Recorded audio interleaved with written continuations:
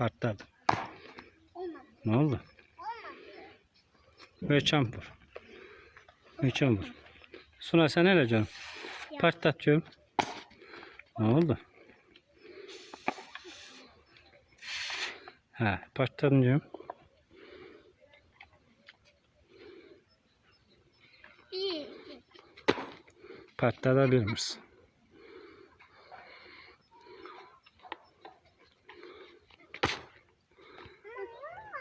Patladı mı? Ya, Patladı. partlat diyorum. Patlamadı.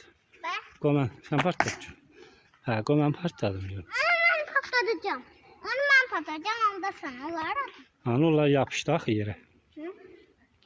Bu. O yapıştı yere partlamaz. Patlayacağım. Ver ben partladım bak. Hı.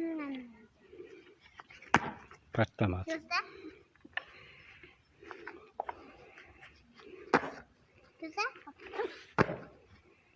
Ne oldu az? Gücün çatmadı. Çubuk çıktı içinden. Patladı. Diye ora düştü. Ata patladılar. Partlat. Oy. Yok mu? Partlamır, gücünü çatmır. Hadi. Güzel. Onda ayağın içinde patlarsa. Ya ben gedirəm partlatmıram. Özünüz partladarsınız.